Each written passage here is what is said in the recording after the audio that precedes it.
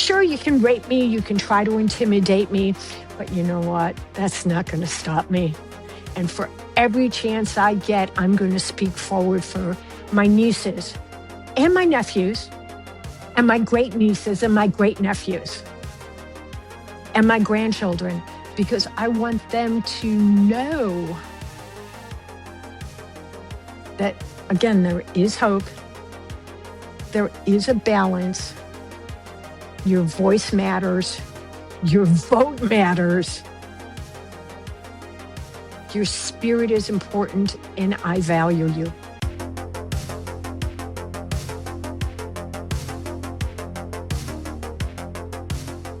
All right. Welcome back to What Do We Do Next? I am super excited to welcome Anne Brodsky, a.k.a. the Fence Fairy, straight from Key West, to the show today. So welcome to the show, Anne. Thanks for being here. Well, thanks so much for letting me show my colors.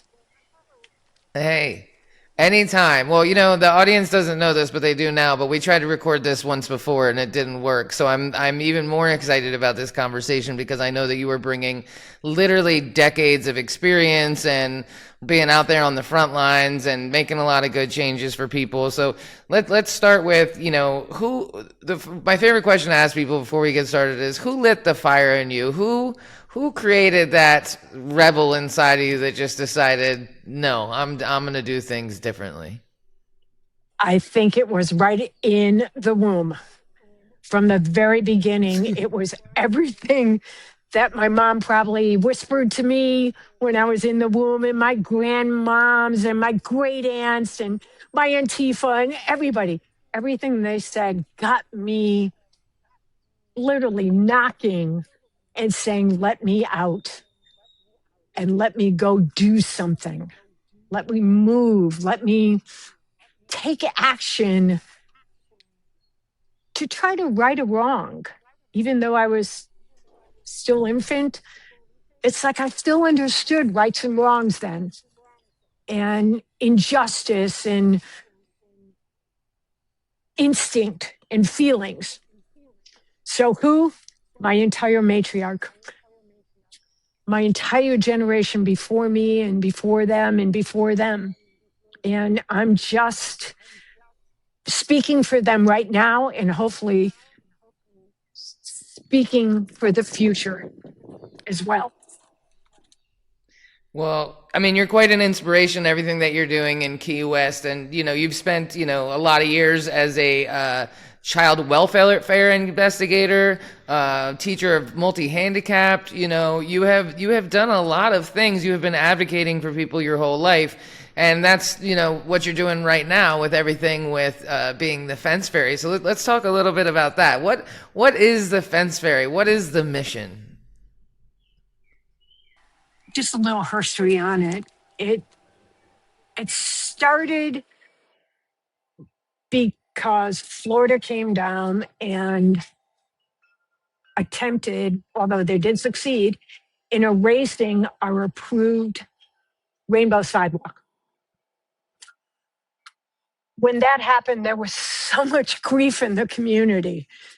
There was so much anguish, sorrow, and I couldn't, I wanted to like embrace everybody and take them into my soul, but I couldn't take all of them. I couldn't take all our population. So a couple of us sort of got together. Some people were painting their physical fences, and I yelled out and said, hey, let me have those paints when you're done. And then we just exploded. I started out with painting physical fences. To date, I've had 60 physical fences.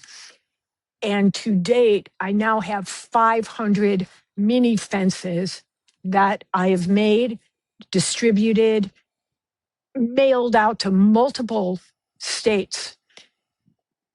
Doing the fences is a way of giving our community hope again. The colors, at every stroke that I do, it's exactly who I am and who I was raised to be, and that's service to people, service to my community. My Judaism was taught me that you are part of that whole. You're definitely an individual, no doubt, but you are part of the whole, and that whole is the service to your people. Making those fences is my service to my community. I'm giving back the passion, the tenacity, the strength. There is hope out there. It's not over yet. We still have a lot that we can do. And yeah, there's moments that I'm down in the dumps and it was like, oh, what do I do? What do I do? But I take that, what do I do? And I put it into action. And the action is creating these fences and moving forward and going on and going on and giving and giving. It doesn't deplete, it replenishes. I love that. And I think that is so important right now because we're feeling very depleted. And it's such a good reminder that one person can make a difference. And I love what you said about just wanting to embrace everybody and let everyone know, like, it's going to be okay. And I'm sorry that this is happening and you're not invisible. And what an amazing thing you've done with these fences and mini fences, especially because, people can put them on the front of their bikes, they can put them on their cars, they can put them in lots of places. And They're on baby people, carriages, they're everywhere. It's not just the LGBTQ population, it's our pluses that are stepping forward. Our allies are stepping forward. Key West is made up of this eclectic group of people that want to be free, that want to enjoy their music, that want to enjoy their gardens, that want to be left alone, but also be a part of. And I see that the politics, per se, they're trying to squelch that, they're trying to erase us. These fences are saying, no, we will not be silenced. You cannot erase us again. This is not my first rodeo. Remember, I'm a 70-year-old radical lesbian feminist. All of that is integrated. And I am what most white males fear because you really are nothing to me. You're part of the human race, but there's nothing I need from you. I have everything I want because I can get it myself. You cannot control me. Sure, you can rape me, you can try to intimidate me, but you know what? That's not going to stop me. And for every chance I get, I'm going to speak forward for my nieces and my nephews and my great nieces and my great nephews and my grandchildren, because I want them to know that, again, there is hope, there is a balance. Your voice matters, your vote matters, your spirit is important, and I value you. no, I love it. It's so important to see that from allies too, right? And I think the fences do a great job of that. You don't have to be a member of the gay community or queer community. You can just be an ally, and that's a simple way to do it. Just donating a little money to the causes. And we'll get into that in a second. But I know you're not doing this for any money. You're doing this because you want people to feel seen and heard and represented, and it's such a lovely way to do it. Anybody who gets mad at a rainbow, it's like, come on, man, calm down. You know Yeah. what I mean? Calm down. Like, Yeah. simmer down, biscuit, as they say. And so, I think it's such an important message to remember that one person really can make such a huge difference in the world, and all it takes is that little bit of drive to want to do that. I love what you said about, hey, what are you doing with all that paint when you're done? Because there's always leftover paint, especially if you're painting a rainbow fence. There's no way you're buying just the right amount of paint to do that. And so what a great way to repurpose something that would have gone into a shed, or who knows, right, where it would have gone. And look at all the Exactly. love that you've created and all the love that you've spread and all the hope that you've created and the solidarity too. I think that matters, not just from the members of the community who are being who are in the most jeopardy right now, but also solidarity and just community members that don't know what to do, don't know how to help, and they don't know where to start. And some people are really You know, as angry as or frustrated as it makes me and sad as it makes me, not everybody can speak. You know, some people are going to lose their job and then that impacts their family. You know, everything isn't so black and Exactly. white all the time, right? But this is an easy way to show some love, you know, repurpose some things and just spread the message that, yeah, you can't silence us and love always wins. You know, you might beat us Love down a little always bit, but wins. love always wins. Well, Ruth Exactly. Ginsburg said it beautifully. They wouldn't, the exact quote I'm working on, but if our voices held no power, they wouldn't try to silence us. And that Exactly. gives me power. That gives me the strength to endure. Uh, you should see me some nights. Thank goodness I have a very compassionate wife of 38 years who lets me go off on my little tangents and my obsessions. And you'll see me in our little workshop till the wee hours of the night, completely paint splattered because I have 17 orders that I want to get out the next morning. And I have my little hand dryer to try to blow the paint quiet so I can pass them out. Our allies are just as important. Our allies are tremendous. In matter of fact, I don't have it with me. I should have brought it. There was this family, it's a heterosexual allied couple, and they made these little fences, 3D printer. And they called me up and they asked me, well, you know, we don't want to step on your toes. We don't want to squelch the movement you're doing. And I'm like, bring it on. We are the movement. It is not about me. It is about our joy and our colors. It's like you cannot look at these colors and not smile. And so many people do come up and say, I was riding my bike and it was raining and I looked to the right and there's all these bright colors. And it just made me smile. And that's what it's about. So, Ruth Ginsburg, thank you. We will not be silenced and cannot be silenced. And I'm not going to be erased. Like I said, I've been through this before. My family history has told me that this has happened before too. And I just, it's just a way to keep going because I'm going to keep spreading those rainbows. Indiana, Ohio, Virginia, Connecticut, Arkansas, California.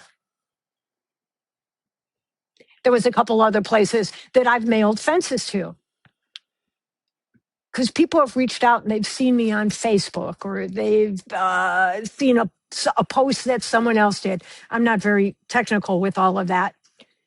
And they'll just keep reaching out and just saying, I want a rainbow fence for my daughter, for my sister, for my brother, for my son. I want to show my support to them.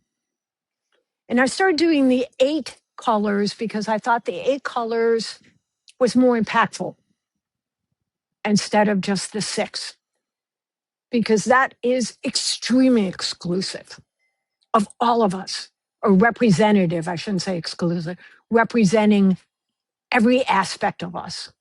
Absolutely. I think it's really important, especially right now when so many trans people are being, I mean, just brutalized in every sense, you know, their privacy. And I mean, just it's too much to even to not do it enough respect by having a whole conversation about it. But what's happening with the trans community is downright heartbreaking and criminal, and I hope that we're able to protect them in the way that they need, because you know we're all just trying to live out here, we're all just trying to exist, you know, and nobody's better than any, you know, it's just a if we don't all have the exact equal rights, then none of us do, right? And so it's just Exactly. the, you know, It's the if you think you're any division. different than anybody else. Right. It's the division. Exactly. And There is a lot of attempt to divide us, to point at you and say, I don't like you because you have blonde hair, and you to point at me and say, I don't like you because you have gray hair. But the thing is, we're not going to let that happen. And I'll pull it back to the rainbow fences. It's just not going to happen in my world. I've got another 20, possibly 30 years And I am not going to be stopping. Now, granted, I'll pass the baton on, hopefully to the grands and the nieces, but if not, to the 21-year-old trans that I just met who said, what do I do? And I said, well, you know what? I happen to know someone who just went through her experience of transitioning. Let me connect the two of you. Done. Deal. Same thing. And I'll just jump back a little bit into my history.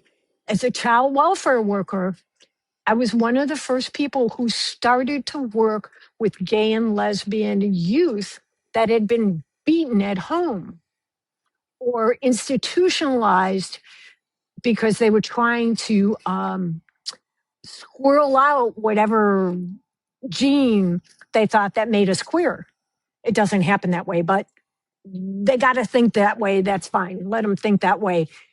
So I worked with these youth and I worked with trying to find them gay or lesbian households, foster homes, or gay or lesbian trans foster homes that were open to thinking outside of their own experiences. Another part of the child welfare that I worked with, I helped put on the first gay pride in a community. And even though I was working for DHHS, Department of Health and Human Services, I kept on advocating, well, you need to give me volunteer services, volunteer hours for this. And you need to pay me while I'm doing all this extra work. And they were like, no, no, no. But eventually they saw that, yes, this is community volunteer work. So we put on the Pride event and it was fabulous. I also advocated for partnership insurance because our lesbian and gay marriage was not approved yet. And being with my wife for 38 years, we couldn't get separate checking accounts. We couldn't buy a house together. We couldn't buy a car together unless one of us was the legal dependent of another. And if you've learned anything from my personality, I'm not going to be dependent on anybody. I heard that. So it just didn't fly with me. So I fought for that, and we did succeed.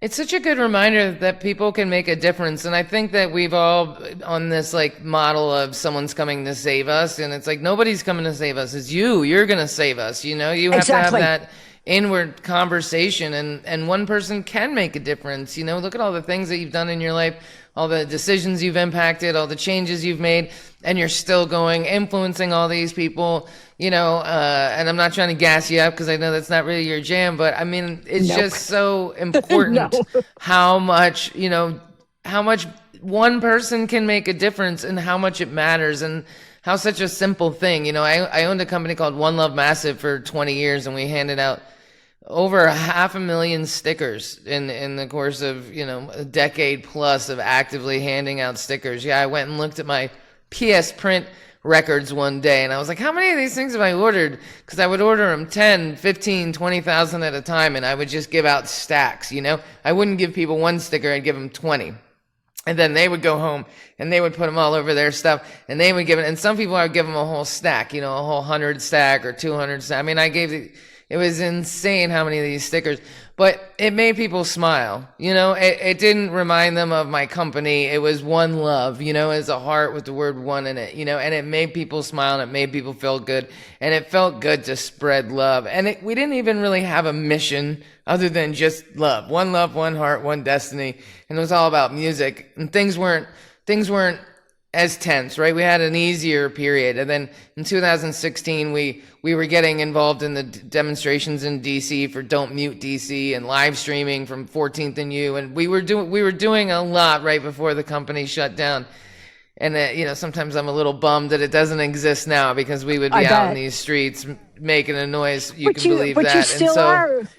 Look at what you're doing right now with me. You are out in that street because anybody who's going to see this is going to see you and see everything you have to say, which is great. And my whole purpose, you're right, my jam is not to be that center focus. I don't need that, nor do I necessarily want it. I'd rather hide, but I will give you my genuine heart.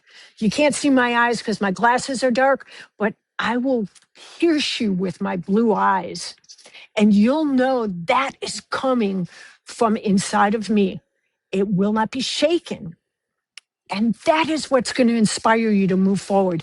I'll hold you up. I want to inspire and be that inspiration. It's insignificant to me if you remember my name, but it is so important to me that you remember that smile and that energy that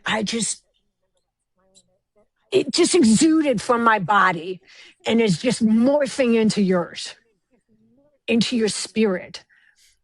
That's what's most important to me.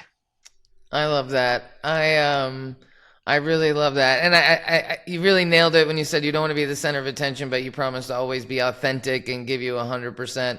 And that's how I feel. I don't like to be the center of attention. I seem to draw a lot of attention to myself, but I would rather parlay that to other people and highlight the work that people are doing and have a platform like this so that more people can be inspired. Because I think we've been convinced for a long time that women are less than. We've been, everything has been taken from us systematically. And I think the women of the world are really waking up right now and realizing, wait a minute, hold on. We have a lot more power than we realize, and it's time for us to stand up and do something about it. And so let's talk about No Kings a little bit, because that was just 2 days ago. And I want to talk about the importance of community, because a lot of people have been saying, oh, well, protests don't do anything. And different communities feel different way, and I get that. I definitely think it's a time for white people to be out here in these streets, and we're learning, right? But for me, it was more about community, just remembering that it's not half the country. It's a splintered country, not a divided country. There's a lot more of us than there are of them, and being out there and seeing that and refilling your tank. And so let's talk about community and why that matters. And especially, you look at Key West and you're like, oh, everybody down there is on the same page. It's like DC, right? Or Austin, 94% of us voted for not Trump every single time, right? So if you talk about Trump in DC, it's like you're wasting your breath, man. It's an echo chamber. We all hate him. You know what I mean? We all hate him. We've always hated him. We hated him all 3 times, so it can, you got to get your message outside of the city. And so I'm sure some people look at Key West and they think, well, everybody feels the same, but that's not necessarily so. So why is community so important, even in such a richly diverse and accepting place like Key West? Interesting you say that, because we're having a few little struggles right now. Talking about I'll jump back to the rainbow fences. Some of the fences that have been painted are in the Heart District, which is a historic district. There is 2 families, one of which, quite sadly, is a battered woman, documented battered woman. So I do not want to continue, or I don't want to them her and victimize her. But she has taken whatever dis-ease in her life and focused it on driving around with this other couple who have a VRBO, vacation rental by owner, in Key West, and they have taken it upon themselves to spy on the neighborhoods and drive around, take pictures, and report them to code enforcement. This is only in a particular district. There's 3 districts in Key West: Old Town, Midtown, and Newtown. Midtown and Newtown, I'm able to paint any fences as often as I want, as often as the owners want. But in Old Town, I cannot anymore, because people are getting fined $250 a day, $1,000 a day, $2,000. It's so inconsistent. I've gone to several of the HARC meetings, And there was supposed to be a proposal to come up with a conclusion or a compromise, how we can accept what Key West was founded on. Key West was dying in the 60s. Who came in? The gay and lesbian community. And we revitalized everything. Prior to that, Key West was dying in the 40s. Who came in? The Jews. The Jews came in and got the factories and so on and so forth. It's all the history behind. But anyways, what is transpiring now is because of what is coming down from Tallahassee, that you can't have anything DEI. You can't have a government that accepts DEI. You can't. I have a piece of, oops, I lost my piece of paper that had the exact HBSQ, whatever ordinances that are coming down. So we were so close at allowing the rainbow fences in Old Town District, but now this law came down that it's either going to be instigated January 2027 or July. I don't really know which date, that the municipality can be sued if there's proof that they're allowing DEI. And again, Wow. Sued by who? how? The federal government? By the individual. And then the government can replace whoever they want to replace. So one of these families that is opposing the rainbow fences does have a rainbow fence in their yard. And I'm scratching my head, and many of us are scratching our heads, and they're like, oh, typical. My best friend is gay, or I know someone who's gay, or I have a niece who's gay, but I'm not homophobic.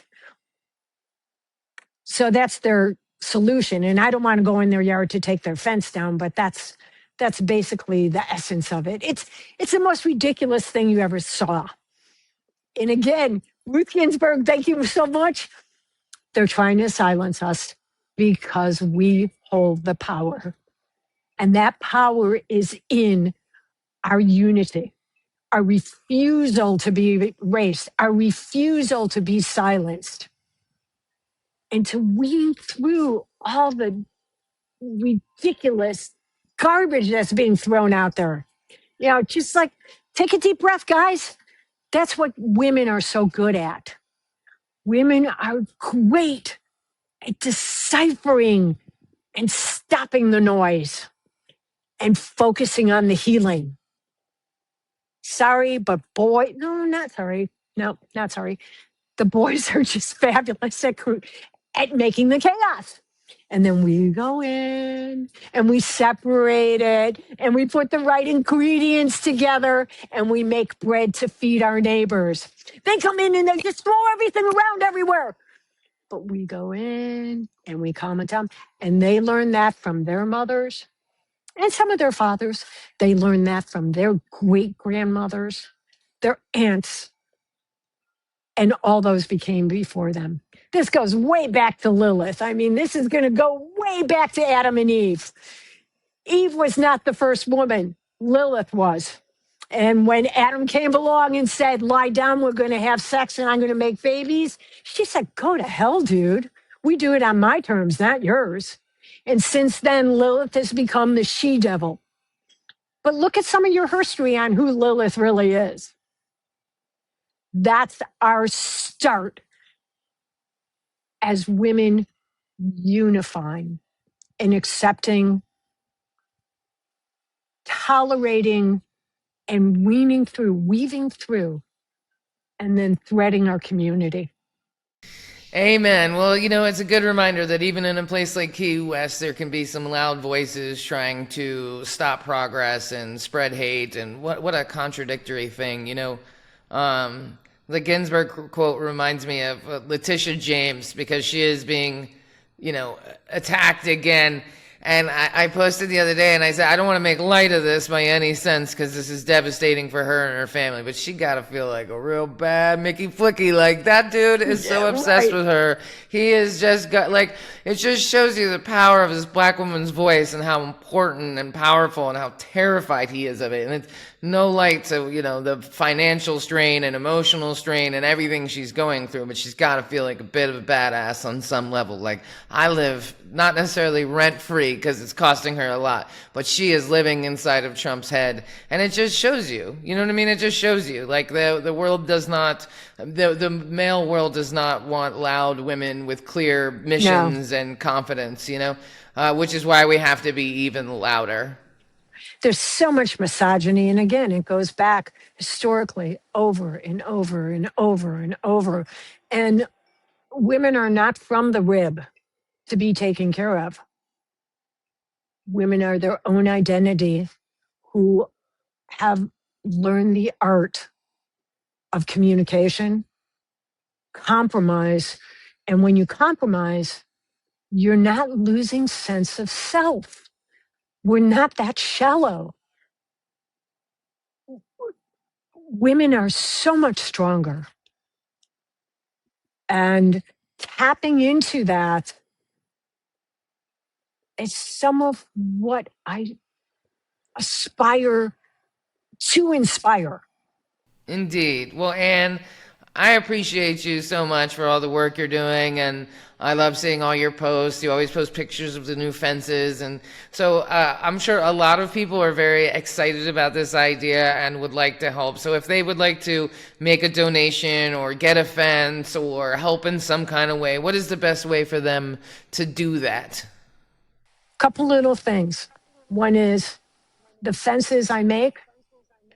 I have a woodchuck who's a fabulous, fabulous carpenter. We work together on making the fences. I have an elf who writes very inspirational quotes on the back. They give them to me. I paint them. I don't take, and we don't take any money personally for these fences.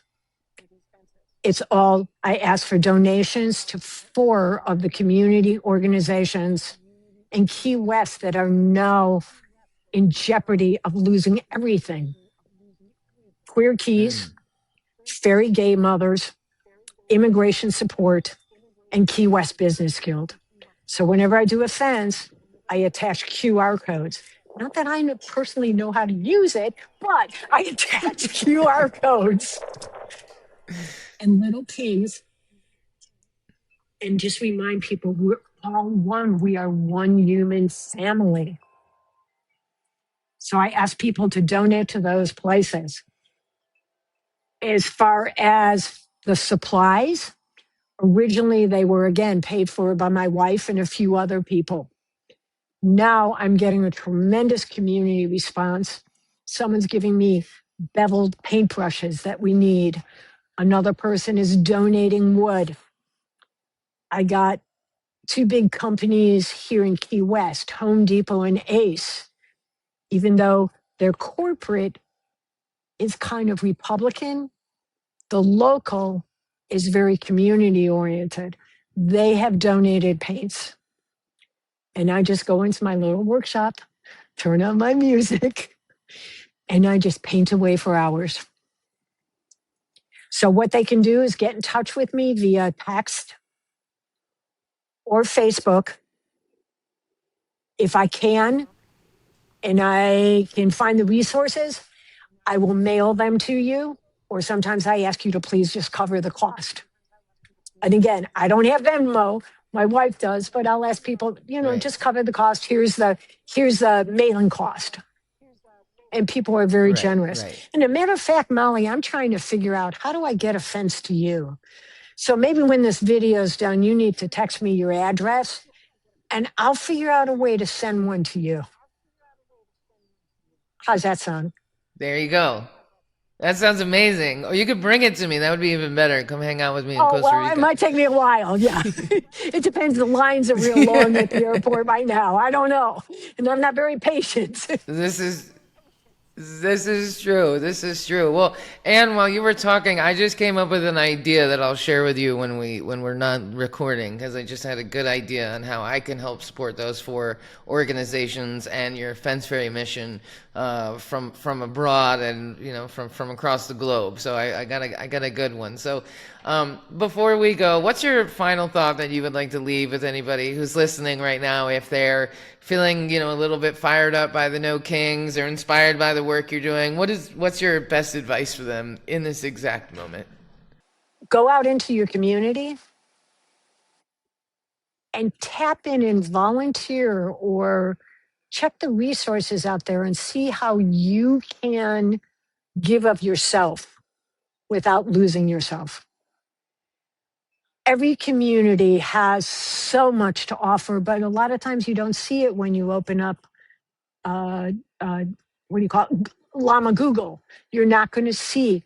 But some of you go to your churches, go to your synagogues, go to your immigration support, go to your places that people are trying to gather to be safe and find support in numbers, and volunteer your time. Volunteer your time to a food bank. Volunteer your time to anything out there. Even go over to your local child welfare office. Maybe become a foster parent if you're so inclined. Get out there and help our youth because, like I say, yeah, maybe I have 30 years if I'm lucky, but I'm going to get tired and I want to pass the baton.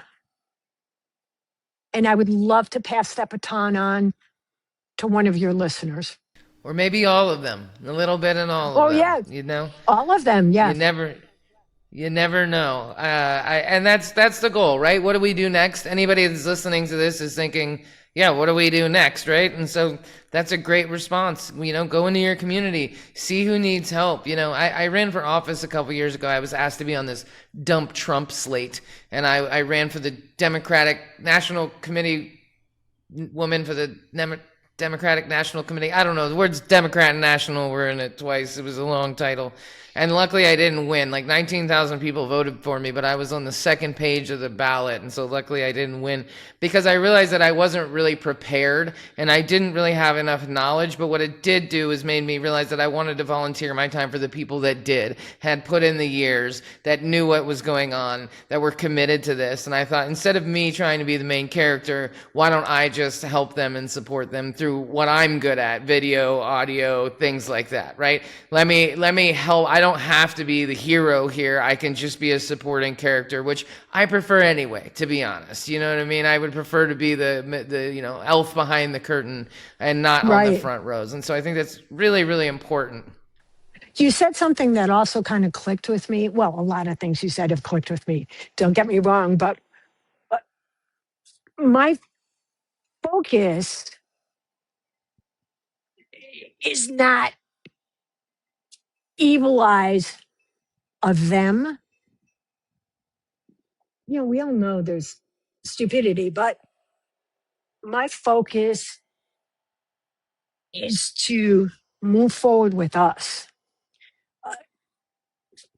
Uh, like I said once before, just because I love women does not in any means mean I hate men.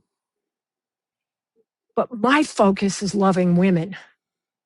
So when, and nothing against you at all, Molly, but when I see, fuck Trump, hate this, that, I'm like, no, for me, it's what can I do positive? What can I do to morph a new energy, not theming them and condemning them, but taking whatever threads they have and sparking them into the positive aspect of the hope, of the future, of the present. my fences, our fences, it was a moment in time, but we have become a movement. And I'll pass that baton on and I'll keep inspiring because I'm not going to be focusing on their ignoramusness. I'm focusing on our abilities. Does that make sense? Absolutely. Absolutely. Well, Oh, and good. we appreciate you, Anne, because it really matters, and I know that moving forward involves not theming them and not creating this division, even when it's really Correct. hard.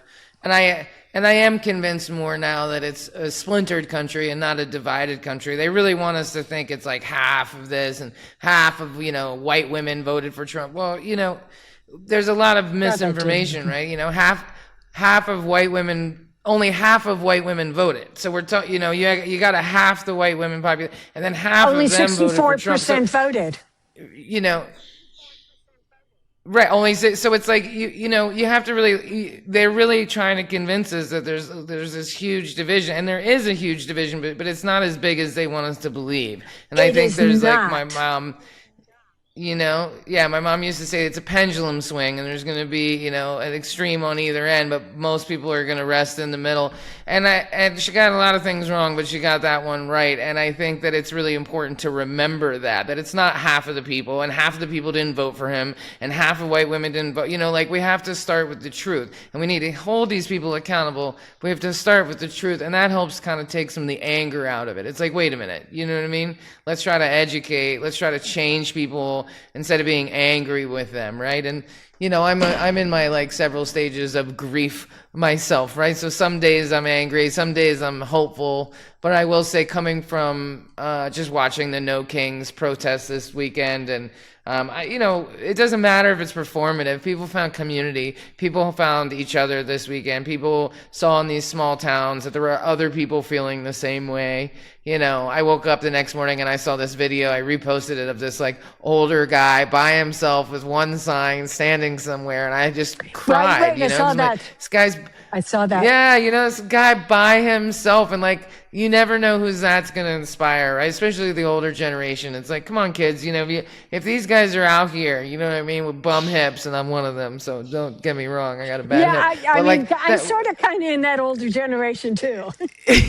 Yeah, and it's like, if they can do it, if we can do it, then so can you, the youth. You got to put your phone down and get off your computer and come out here and find that community, find that comfort, because there's nothing more important than community. When you feel It's our alone, then home. it's easy to say burn everything in the ground. When you have community, you see other people in those missions, in those things that you're supposed to hate. You're like, And you get you new can't, because thoughts, new perspectives on things that when you're caught in your pain, you can't see beyond your pain. When you're caught in your anguish, you can't see beyond it because you're so stuck in it. And there's no way to get out, or so you feel, until you go to your neighbor or you meet them on the street when you're walking your dog or your cat or whatever, and they offer you a piece of chocolate cake, which I'll take for sure. Then you know you're same. not alone. Right. Good. See, I'll send you a fence and a chocolate cake. There you go. Best friends forever, for real. You got it. I love that. I love that. Well, Anne, thank you so much for your time this morning, and for sitting with me again for this recording. I really appreciate your energy and everything you're doing. And we will be sure to put all the links for those 4 organizations in the show notes, so anybody who's listening, and it reminds me of the story of rock soup, right? When the guy, he put a rock in a big pot of water and he's stirring it, and everybody comes by, he says, "What you making rock soup?" It's, "Oh, I got something for that," right? "I got some celery, I got some potatoes," Exactly. right? And I'm probably butchering that story, but I think that's No, where it you're all doing great. lies, right? And so maybe people have wood to donate. Maybe people want to help paint. Maybe people have paint. Maybe, who knows, right? Maybe there's a woodworker with a machine that's like, I could crank out 100 of these tomorrow and mail them to. Who knows what resources are available, or who could start it in their area? I And think it's just it's a that's true. beautiful thing. And I do have to just tell you, at the No Kings, a family came up to me, and they were from maybe Missouri or Michigan, and they wanted to know what type of paint, what type of wood, what am I using? How did I make them? What are we doing? So I just pulled up my phone and I showed them, this is where I got my wood. This is where I did this. This is the type of paint I use because I found from experience. So they're diving off of my experiences, and I'm game to give them those experiences so they can keep creating this feeling of joy and hope. And you asked me, what would I want people to take away from this? A, we're not alone. B, there is a tremendous amount of hope out there. And you don't have to search that far. I mean, just sit in your garden and look at the butterfly. That's hope. Walk in nature, eat your favorite foods, whatever. We are together, and this is not a new situation. Your mother is 100% right about several things. One is she gave birth to you. That was a perfect thing to be right about, because you're a fabulous, amazing human being. And the second thing, I forgot. No, sorry. There's so much we can do. And we're not alone out there. This has happened centuries ago. Same thing. The pendulum is swinging. We want homeostasis. We want the calm. We want a little bit of rocking every now and then. But for the most part, we're going to get there. Just take a deep breath and know that when you're stuck, there is a way out. And the fences, to me, when I paint those colors on there, I'm actually left-handed. When I paint those colors on there, I feel the essence of that color, that joy, that inspiration, that love, that unity, that spiritual growth. Every one of those colors brings that out in me. And that's something I give to the person who receives. I love that. It's a little bit of love straight from Anne to your fence through rainbow colored paint. Yes. I love it. And well, thank you again for your time. I hope you have a lovely rest of your day in Key West. Thank you. I'm sure our paths will cross somehow, some way. I will find a way to give you a hug and help you paint some fences. As soon as I get off this ICE list and can travel again. But thank you. So, you can't just walk into jail like, here you go, But just one think, day if you did I'll walk be able to come into, back again. just think, if you were in jail, just think of everything you could do to help those women and men in jail. You're going to be that spark that's going to get them thinking beyond that cone. And that's where the hope comes in. Nothing is going to stop you. Nothing is going to stop me. Even when I stop breathing, believe me, it's not going to stop. And I love you. You're amazing. Thank you for all of your time. And thank you for all the wisdom and all the things you have done in your life. And thank you to everybody tuning in right now to What Do We Do Next? The podcast has been growing. I think you guys are appreciating the content. If you have any feedback for me, let me know. Always open to suggestions. And if you have any amazing women that you would like to suggest for the podcast, let me know. Or if you'd like to be interviewed on the podcast because you have some hope, wisdom, and experience to share, that would be great too. And of course, we also welcome men on the show. But I've just decided that I really want to amplify women's voices more this year than ever before. And having said that, I own a company called Heartcast Media. We produce podcast stuff, podcast production, podcast booking, podcast guesting, all this stuff, right?